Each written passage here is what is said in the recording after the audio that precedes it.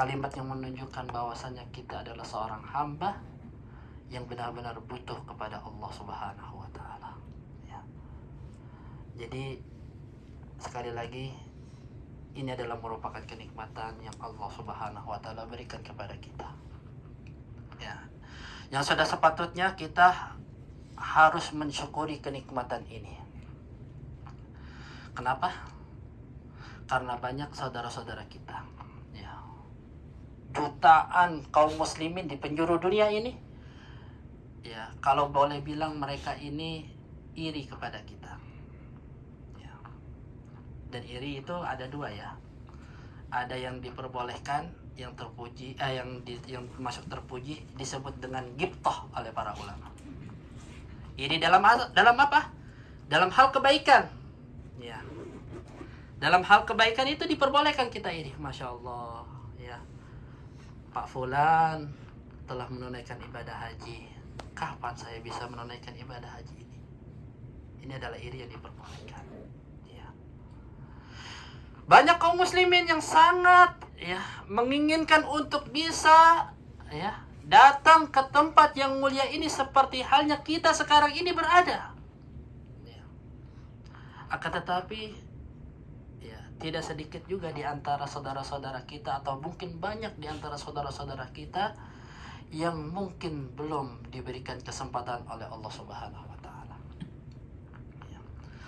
Ya, mungkin ada di antara saudara-saudara kita, ya, yang mereka mau datang ke sini tapi karena keterbatasan ekonomi. Ya. Atau mungkin ada saudara-saudara kita yang punya hartanya banyak, tapi ternyata tidak Allah Subhanahu wa taala berikan kesempatan karena faktor kesehatan. Ya. Atau mungkin ada saudara-saudara kita, dia ada harta banyak, diberikan kesehatan, akan tetapi belum Allah Subhanahu wa taala berikan hidayah dan taufik untuk bisa datang kemari. Belum Allah Subhanahu wa taala ketuk hatinya untuk bisa datang kemari. Banyak gak yang seperti itu? Banyak. Orang hartanya banyak, diberikan kesehatan, tapi nggak datang-datang ke tanah suci ini untuk memenuhi panggilan Allah Subhanahu wa taala. Dan alhamdulillah, para jamaah semua dari Amarto ini termasuk hamba-hamba pilihan Allah Subhanahu wa taala, yang Allah Subhanahu wa taala pilih untuk datang ke tanah suci ini untuk memenuhi panggilan Allah, untuk menyempurnakan rukun Islam kita. Ya. Karena memang rukun Islam tersebut, Islam ini dibangun atas 5 perkara.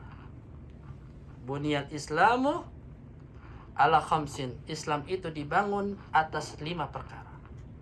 Syahadati an la ilaha illallah wa anna Muhammadar Rasulullah. Yang pertama adalah mengucapkan 2 kalimat syahadat. Asyhadu an la ilaha illallah wa asyhadu anna Muhammadar Rasulullah. Yang kedua adalah iqamatus shalah. Kemudian yang ketiga adalah ita'uz zakah, mendirikan salat, menunaikan zakat, wa shaum Ramadan, dan yang terakhir adalah wa hajjil baiti man istata'a ilaihi sabila. Jadi ibadah yang kita kerjakan sekarang ini adalah termasuk rukun dari rukun Islam. Ya. Kita datang kemari adalah merupakan karunia dari Allah, kenikmatan yang Allah berikan kepada kita dalam rangka untuk menyempurnakan rukun Islam yang Allah Subhanahu wa taala wajibkan kepada kita. Dan sekali lagi, ini adalah merupakan kenikmatan yang Allah Subhanahu wa taala berikan kepada kita, yang sudah sepatutnya kita untuk banyak-banyak bersyukur kepada Allah Subhanahu wa taala, ya. Yang Allah Subhanahu wa taala sebutkan dalam Al-Qur'anul Karim, la in syakartum la azidannakum wa la in kafartum inna adzabi lasyadid. Kalau kamu mensyukuri nikmatku, niscaya akan aku tambahkan nikmat tersebut. Kalau engkau mengkufuri nikmatku, ketahuilah bahwasannya azabku ini amat pedih. Ya. Cara agar kita ini bisa mensyukuri nikmat Allah ketika kita datang ke tanah suci ini adalah dengan memanfaatkan waktu sebaik-baiknya di tanah suci ini dengan memperbanyak ibadah. Bukan banyak apa? Istighfar. beristirahat. Ya, jangan terlena dengan fasilitas mewah. Ya, fasilitas yang ada sekarang ini yang masya Allah ya, apa namanya, bintang 5 ya, hotelnya ngelihat langsung ke Ka'bah ya, minta-minta bisa lihat Ka'bah, nggak mau ke Masjidil Haram, sholatnya langsung di sini aja lah, sama aja gitu kan. Nggak seperti itu ya. Nah, jadi ya, agar kita ini bisa menjadi hamba Allah Subhanahu wa taala yang bersyukur ketika kita diberikan kesempatan untuk bisa datang ke tanah suci ini adalah dengan kita memanfaatkan waktu sebaik mungkin untuk memperbanyak ibadah. Ada yang tahu berapa pahala ibadah di tanah suci ini, di tanah haram? Berapa? 1.000? 100.000. Masya Allah ya. 100.000 ya. Kata Rasulullah Sallallahu Alaihi Wasallam, salatul rajul fil masjidil haram afdalu min mi'ati alfi salatin fi masiwa. Salat seseorang di Masjidil Haram ya, itu lebih utama daripada salat di tempat-tempat yang lainnya. Berapa kali lipat? 100.000 kali lipat. Seperti itu ya. Yang ini adalah merupakan keutamaan yang sangat besar. Meskipun para ulama di sana membahas apa yang dimaksud dengan Masjidil Haram ya. Apakah Masjidil Haram ini masjid yang dibangun di sini tok, khusus masjid di sini aja, atau mencakup semua tanah haram yang ada di kota Madinah ini ya. Terjadi perselisihan di antara para ulama, akan tetapi ya pendapat yang kuat sepanjang saya pelajari bahwa yang disebut dengan Masjidil Haram yang disebut dalam hadis ini adalah mencakup semua tanah haram ya, termasuk kita di hotel, termasuk di musola-musola, termasuk di masjid-masjid, itu mendapat 100.000 kali lipat. Tapi bukan berarti ya kita nggak mau sholat di masjid ini.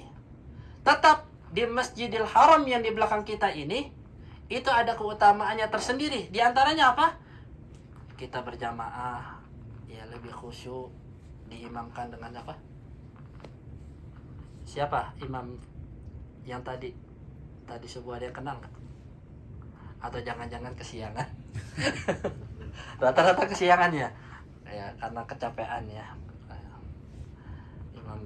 Imam Masjidil Haram ada Syekh Sudais ya, Syekh Abdurrahman Sudais, ada Syekh Bandar Balila, ada Mahir Al-Mu'aikidi ya, dan ada banyak lagi ya, ada Syekh Al-Juhani dan banyak lagi para ulama atau imam-imam yang mengimami kita, yang semuanya masya Allah ya, bacaannya tersebut bacaan yang indah ya, yang bisa membuat kita lebih khusyuk ya. Di samping itu juga ya, kata Rasulullah Sallallahu Alaihi Wasallam, salatul rajul ma'ar rajuli afdal min salati wahdah, wa salatul rajuli ma'ar rajulaini afdalu min salati ma'ar rajul ya, wa kullama kasur fahuwa afdal, atau kama qala Rasulullah Sallallahu Alaihi Wasallam. Salat seseorang ya itu dengan yang lain ya, dengan orang yang lain, dengan satu orang lebih utama daripada salat sendiri. Salat seseorang dengan 2 orang itu lebih utama daripada salat dengan jamaah 1. Dan semakin banyak bertambah para jamaah ya, itu lebih utama ya, dan lebih dicintai oleh Allah Subhanahu wa taala.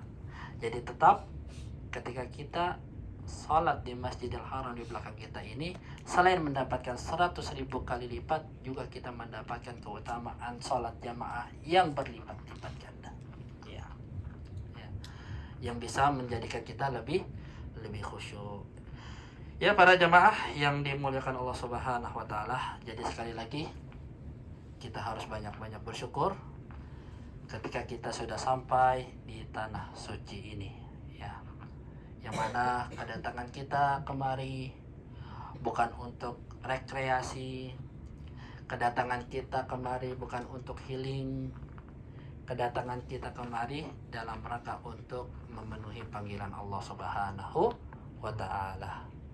Kedatangan kita kemari untuk menjalankan ibadah itu yang harus kita ingat. Ya. Kenapa? Karena nanti ini ya, kita akan mendapatkan banyak cobaan-cobaan dalam menjalankan ibadah haji ini. Ya. Jadi harus disiapkan mentalnya nih, bukan untuk nakut-nakutin, ya. Tapi memang ibadah haji ini tidak sama dengan ibadah umrah yang kita kerjakan tadi malam. Ya. Kalau tadi malam luar biasa ya capeknya, ya, sampai kesiangan salat subuhnya ya. Akan tapi nanti ya, ketika sudah masuk tanggal 8 Dzulhijjah, ketika kita sudah mau mengucapkan labbaik Allahumma hajjan, kita mengambil hari tarwiyah, ketika itulah nanti dimulai ya, ujian demi ujian, cobaan demi cobaan dalam menjalankan ibadah haji. Nanti Allah akan melihat kita sejauh mana kesabaran kita ini ya. Tanggal 8 Dzulhijjah kita mulai dari hotel transit, kita nanti akan ke Mina. Ngapain? Kita untuk ngambil tarwiyah, malam tarwiyah. Kemudian subuhnya kita akan dijemput menuju kemana? Ke Arafah. Dan kemudian dari Arafah kita nunggu sampai waktu zuhur, kemudian kita sholat zuhur dan asar dengan jamak qashar. Setelah itu kita wukuf sampai maghrib. Dari maghrib nanti kita akan dijemput menuju ke Musdalifah untuk mabit di Musdalifah. Kemudian sampai nanti waktu subuh tanggal 10 Dzulhijjah nanti kita akan dijemput lagi untuk datang ke Mina. Nanti setelah kita sampai di Mina kita langsung lempar jumroh. Ya, kalau memungkinkan kita tawaf ifadah. Kemudian ketika itu kita juga tahallul. Kemudian tanggal 11, 12, 13 kita bolak-balik dari Mina ke Jamarat, Mina ke Jamarat. Jaraknya berapa? Ya. Berapa Pak Marwan? Ya, sekitar belum fix. Iya. Jadi kalau persiapan aja idealnya itu sekitar 3 sampai 5 kilo. Iya. Itu kita jalan bolak-balik. Iya. Nggak ada kendaraan. Nggak, kalau sekarang mungkin banyak taksi apa gitu lewat gitu. Mungkin yang pernah umroh ya, itu mungkin biasa kalau lewat ziarah itu lewat napak tilas haji, lewat Mina, lewat Musdalifah masih bisa bis apa. Nanti kalau ketika tanggal 11, 12, 13 itu nggak ada bis, nggak ada apa gitu. Jadi kita jalan balik lagi ke Mina, ya. Berapa hari itu? 8, 9, 10, 11, 12, 13, 6 hari kita terus melaksanakan ibadah dari satu tempat ke tempat yang lain, membutuhkan kesabaran yang sangat luar biasa ya. Makanya oleh sebab itu Rasulullah SAW menjanjikan bagi mereka yang berhasil untuk menunaikan ibadah haji secara mabrur, apa balasannya? Al-hajjul mabrur laisa lahul jaza illa al-jannah. Haji mabrur ya, itu tidak ada balasannya dari Allah Subhanahu wa taala kecuali surga. Langsung Allah Subhanahu wa taala yang jamin bagi kita bahwa orang yang melaksanakan ibadah haji secara mabrur, maka dia akan dibalas oleh Allah Subhanahu wa taala surga. Bukan hanya sekedar ampunan dosa, akan tetapi Allah jamin surga. Dengan syarat, apa syaratnya? Hajinya tersebut mabrur. Apa sih haji mabrur itu? Haji furoda. Harus ikut furoda gitu. Ya, bisnis furoda yang ini dong, yang untung nanti. Pak Marwan yang makin kaya. Iya. Haji mabrur itu adalah haji yang bisa mendatangkan kebaikan bagi kita. Ya. Haji yang mabrur itu adalah haji yang bisa menjadikan kita sebelum kita melaksanakan ibadah haji kita dahulu adalah seorang pendosa. Seorang yang banyak melakukan kesalahan. Seorang yang banyak melakukan kemaksiatan. Ketika kita selesai melaksanakan ibadah haji, kita menjadi hamba yang kembali kepada Allah, bertobat. Haji yang mabrur itu adalah haji ketika kita sebelum ibadah haji tersebut adalah merupakan insan yang penuh dengan dosa, penuh dengan keburukan. Ketika selesai melaksanakan ibadah haji, kita menjadi lebih baik. Ibadah haji yang mabrur itu adalah ibadah haji yang kalau sekiranya kita sebelum melaksanakan ibadah haji termasuk orang yang baik, setelah ibadah haji menjadi lebih baik. Itu haji yang mabrur. Nanti kita bisa lihat, gak usah kita tunjuk-tunjukkan, gak usah kita lihat-lihat orang lain, tapi kita lihat ke kaca, lihat ke diri kita masing-masing. Kira-kira kita sudah berhak belum mendapatkan predikat haji mabrur nanti? Kalau belum, sekiranya belum nih, haji lagi ya, haji lagi sama amartur. Kalau sekiranya belumnya, masih belum nih, saya harus haji lagi ya. Masih nampung Pak, masih nampung Pak Marwan langsung senyum-senyum ya. Jadi haji mabrur itu sekali lagi haji yang bisa mendatangkan kebaikan bagi kita. Ya. Kita bisa mendapatkan jaminan surga dari Allah ketika kita melaksanakan ibadah haji ini dengan mendapatkan haji mabrur. Ya. Bagaimana kita bisa mendapatkan haji mabrur? Pertama, ya, hendaknya dalam melaksanakan ibadah haji nih, sebelum tanggal 8 nih, ya, kita harus benar-benar pasangkan niat kita hanya kepada Allah. Kita ikhlaskan nanti ibadah haji kita ini bukan untuk riya, bukan untuk sum'ah, bukan untuk mencari pujian, bukan untuk agar orang ini melihat kita melaksanakan ibadah haji, bukan. Ya. Ibadah haji mabrur bisa kita peroleh dengan kita mengikhlaskan ibadah haji kita tersebut. Kata Allah Subhanahu wa taala, "Wa atimmul hajjah wal umrata lillah." Sempurnakan hajimu dan umrahmu tersebut untuk siapa? Apakah untuk manusia? Tidak. Tapi untuk Allah Subhanahu wa taala. Ya, coba kita mulai sekarang ya, kita periksa niat kita. Apa tujuan kita datang kemari? Apakah kita datang kemari untuk bisa mendapatkan gelar hak? Apakah kita datang kemari agar orang-orang ini bisa melihat kita ini sedang melaksanakan ibadah haji, mencari pujian orang? Ya, kalau sekiranya ada niatan-niatan seperti itu, rubah niat itu mulai sekarang. Ikhlaskan niat tersebut hanya kepada Allah Subhanahu wa taala. Ya. Niatkan ibadah haji kita ini dalam rangka untuk memenuhi panggilan Allah Subhanahu wa taala. Kalau bisa jauhi selfie-selfian ya. Ya, selfie-selfian ketika di Arafah, selfie. Ketika di Mina selfie. Gitu. Jauhi seperti itu. Cukup kita foto-foto untuk dokumentasi yang ada di travel aja sebagai laporan.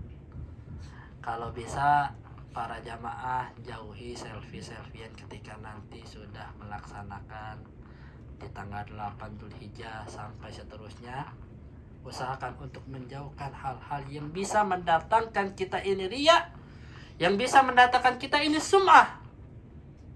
Makanya dalam niat ibadah haji tersebut salah satu riwayat ada tambahan labaik Allahumma umratan atau labaik Allahumma hajjan la riya'an wala sum'ah. Ya Allah, aku penuhi panggilanmu ya Allah untuk melaksanakan ibadah haji atau ibadah umrah yang tidak ada riya di dalamnya dan tidak ada sum'ah.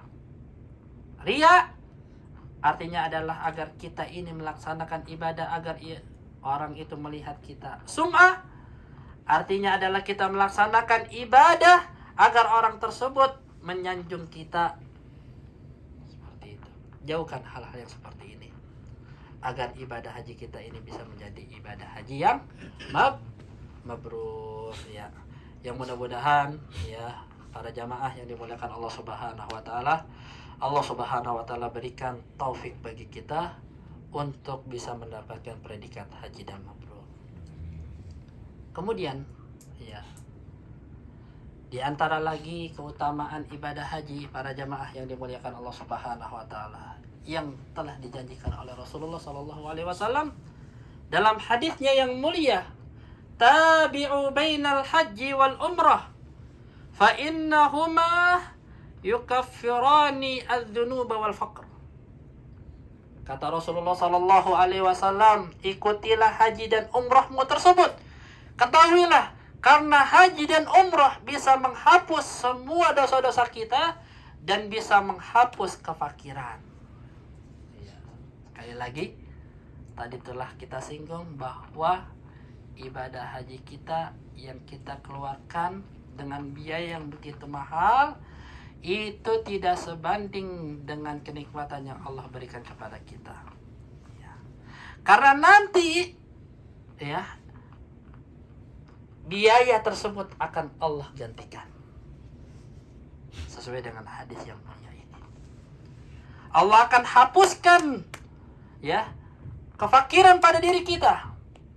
Allah akan janjikan kita ini tidak akan jatuh miskin, tidak akan jatuh kefakiran. Dan Allah akan hapuskan dosa-dosa kita.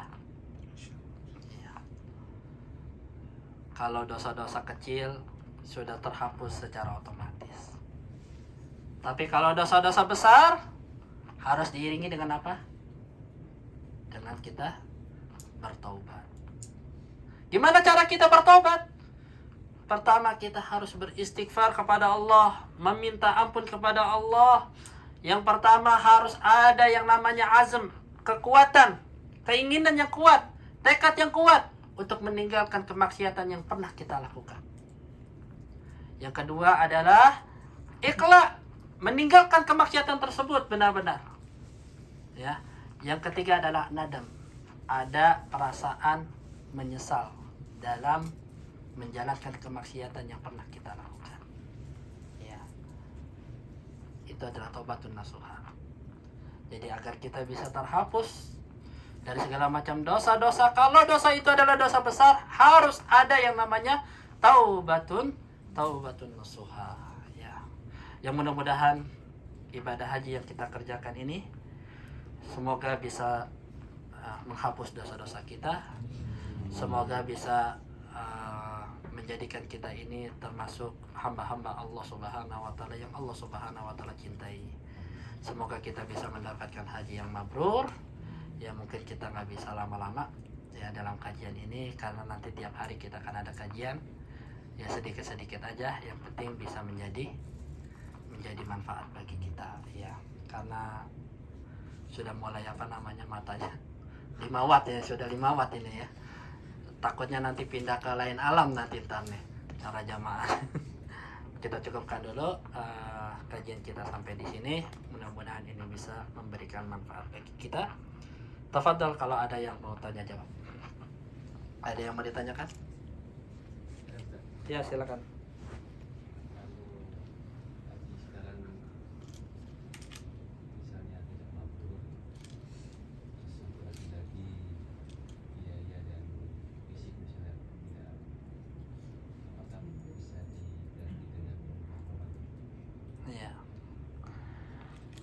Pertama, memang betul di dalam hadis Rasulullah Sallallahu Alaihi Wasallam bahwasanya Rasulullah bersabda, al-umratu fi Ramadan ta'dilu hajjan. Dalam riwayat yang lain, ta'dilu al-hajja ma'i.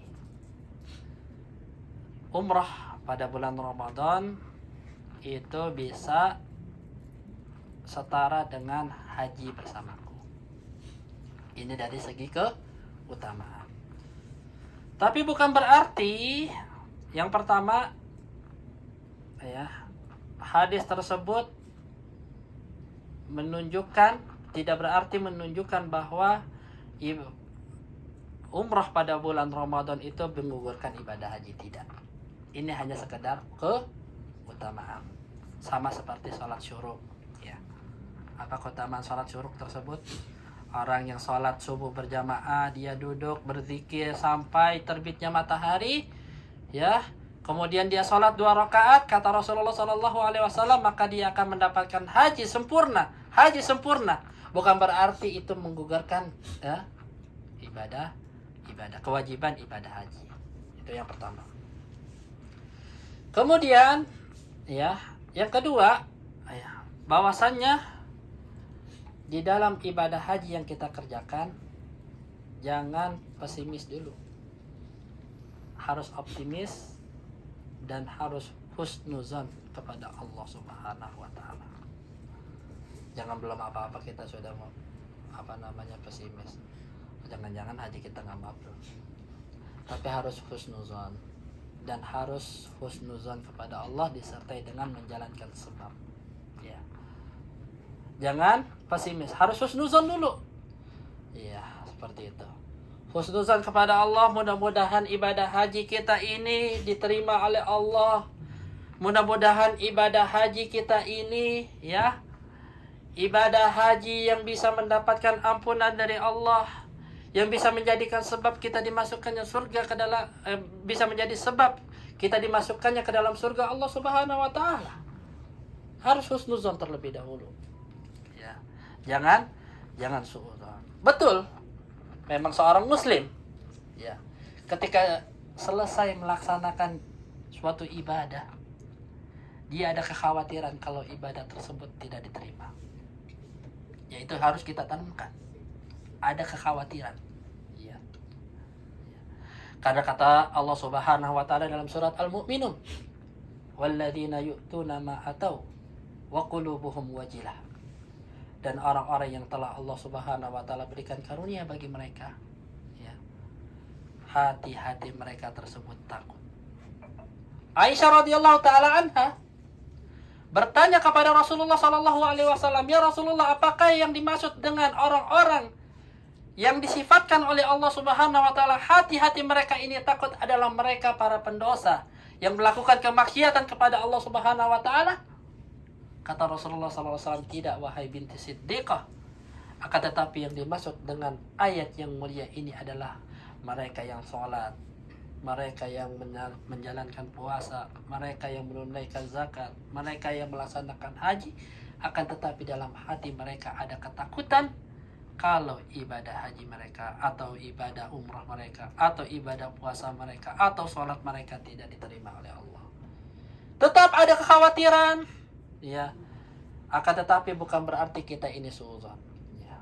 Harus menggabungkan keduanya, antara husnuzon, berbaik sangka kepada Allah, dan juga ada kekhawatiran di dalam hati kita, sehingga dengan kita menjalankan ibadah kita, setelah menjalankan ibadah kita tidak merasa pede. Oh, ibadah haji gue ini pasti terima oleh Allah. Enggak begitu. Tapi tetap ada kekhawatiran. Dengan apa? Dengan kita memperbanyak doa kepada Allah. Rabbana taqabbal minna innaka antas samiul alim. Ya Allah, terimalah ibadah yang telah hamba-Mu ini kerjakan, karena sesungguhnya Engkau adalah Maha mendengar lagi Maha mengetahui. Nabi Ibrahim alaihissalam dan Nabi Ismail ketika selesai membangun Ka'bah ini, beliau tetap berdua ini memohon kepada Allah. Rabbana, mengucapkan doa yang disebutkan dalam Al-Quranul Karim, Rabbana taqabbal minna innaka antas samiul alim. Ya Allah, terimalah atas segala macam ibadah yang telah kami kerjakan, karena sesungguhnya Engkau adalah Maha mendengar lagi Maha mengetahui. Jadi tetap harus diiringi husnuzan, harus diiringi dengan kekhawatiran, dengan kita memperbanyak doa, memperbanyak istighfar. Jadi sekali lagi nanti, ya, sebelum kita menjalankan ibadah haji, sebagai suatu nasihat, setelah melaksanakan ibadah haji, perbanyaklah doa, perbanyaklah istighfar ya, agar Allah Subhanahu wa taala menerima ibadah kita. Seperti itu. Jangan belum apa-apa sudah pesimis. Ya. Ada lagi yang mau ditanyakan? Ibu-ibu.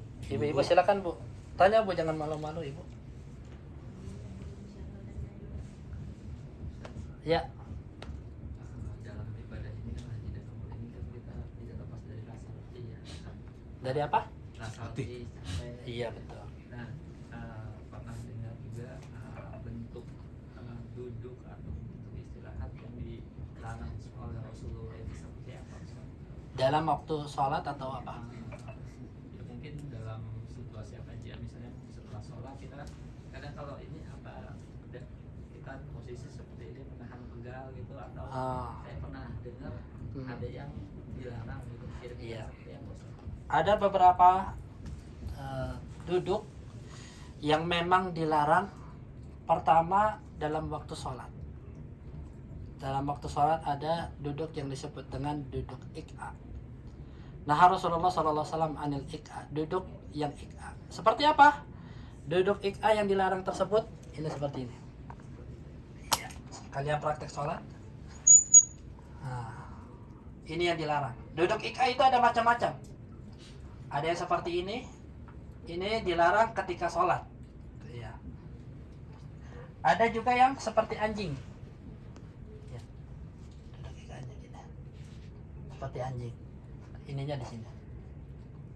Itu juga dilarang. Karena kenapa? Menyerupai anjing. Kemudian ada lagi yang seperti antum sebutkan dengan menyender, ya. Atau kenapa Bu? Iya nggak kelihatan ya. Ya. Untuk yang ibu-ibu deh. Nah, untuk yang ibu-ibu, ik'a yang dilarang itu adalah seperti ini. Pantatnya itu nempel tanah, kemudian ininya sini. Sholat seperti ini adalah dilarang. Biasanya anak-anak kecil ya, banyak kayak gini nih. Yang mereka nggak tahu mungkin ya. Nanti perlu diajarkan ke anak-anak kita kalau seperti ini itu dilarang. Ini juga dilarang seperti ini. Seperti anjing. Kalau tangannya pakai. Kalau yang ini. tumitnya ditekuk nggak apa-apa. Nah, kalau yang ik'a yang dilakukan oleh Rasulullah itu ditekuk seperti ini. Ibu-ibu lihat ya. Nah, sebentar ibu-ibu dulu ya. Nah, kalian seperti ini itu boleh. Ya, itu dilakukan oleh Rasulullah.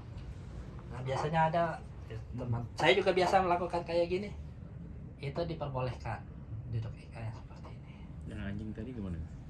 Kalau yang anjing ini satu, terus yang kedua.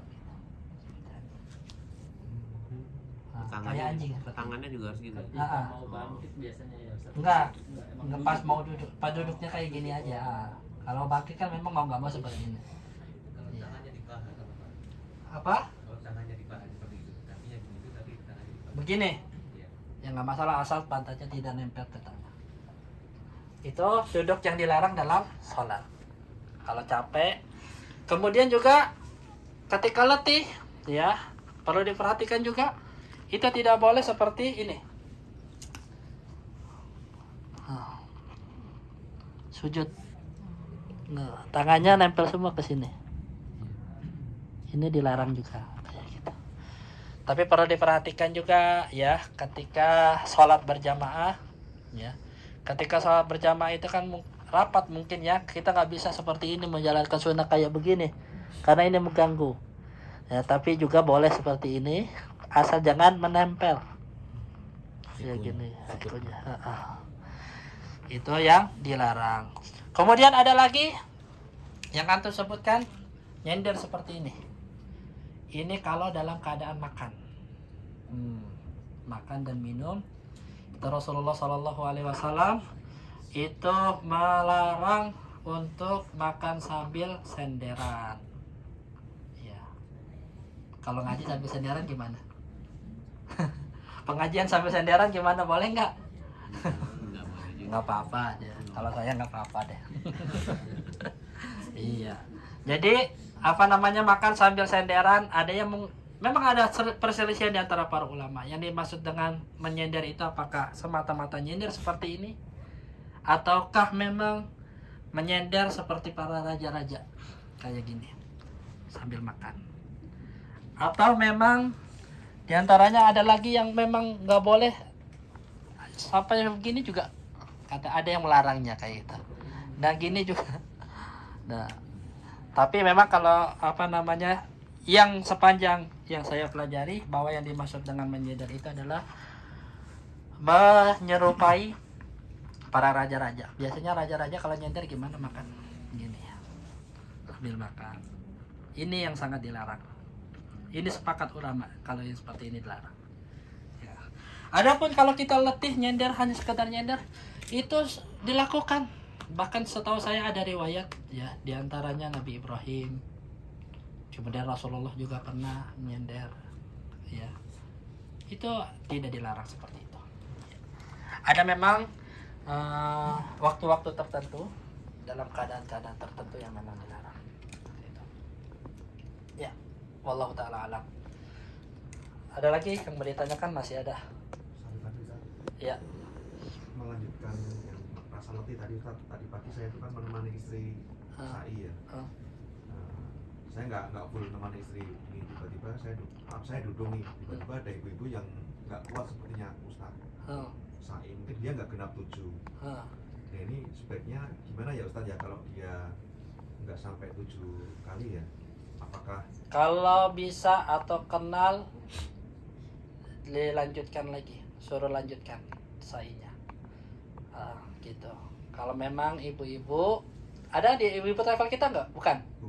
ini Orang lain yang orang kita lain. kenal. Kalau kita bisa negur, kita tegur. Kalau memang nggak mau ditegur, ya udah. Berarti apa namanya, bukan kewajiban kita. Kita sudah menyampaikan. Kalau dia nggak menerima, ya sudah. Ya itu urusan dia. Seperti itu. apakah bisa dilanjut dengan kursi roda? Bisa. Pertama, Bisa. atau besok dilanjutkan Ustaz? Boleh? Kalau besok mungkin ini akan apa namanya, sudah lama seperti itu ya. Jadi harus dimulai dari awal lagi nanti kalau untuk sa'inya aja, bukan tawafnya, sa'inya aja. Jadi harus dimulai dari awal lagi kalau sudah ganti hari, wallahu a'lam. Ya. Kalau mau dilanjutkan dengan kursi roda boleh. Umpamanya putaran pertama dari Safa ke Marwah, dari Marwah ke Safa, kemudian dia Safa ke Marwah nggak kuat, di pertengahan jalan dia pakai kursi roda, boleh. Seperti itu. Ada lagi? Cukup ya? Itu kalau pakaiannya itu harus ihram. Untuk apa? Misalkan kan Iya, untuk tawaf, untuk sa'i gitu kan. Pada asalnya kalau kita tawaf sunnah bukan dalam keadaan ihram, tidak harus pakai kain ihram. Tapi di sini peraturan, kalau mau masuk ke Ka'bah harus pakai kain ihram, seperti itu. Jadi kalau mau sekiranya para jamaah atau mau melaksanakan tawaf sunnah, pakai kain ihram aja, seperti itu. Dalam rakaat apa? Bukan syarat, tapi memang peraturan dari apa namanya, Masjidil Haram sekarang ini setelah corona ada peraturan baru, yang tidak pakai kain ihram tidak boleh masuk ke Ka'bah. Gitu. Nah, makanya kalau ibu-ibu bebas mau masuk, mau kapan aja bisa ke Ka'bah. Ya. Kalau apa namanya ditanya apakah harus pakai kain ihram, jawabannya kalau tidak dalam keadaan ihram, ya, dalam rangka untuk umroh atau haji yang melaksanakan tawaf sa'i, maka itu tidak diharuskan ya. Kalau tidak dalam keadaan ihram, umpamanya mau tawaf sunnah, dahulu tawaf sunnah pakai pakaian bebas boleh gitu. Atau mungkin sa'i menemani istri, tidak harus pakai kain ihram. Tapi sekarang peraturan harus pakai kain ihram untuk apa namanya, meminimalisir ya kepadatan seperti itu.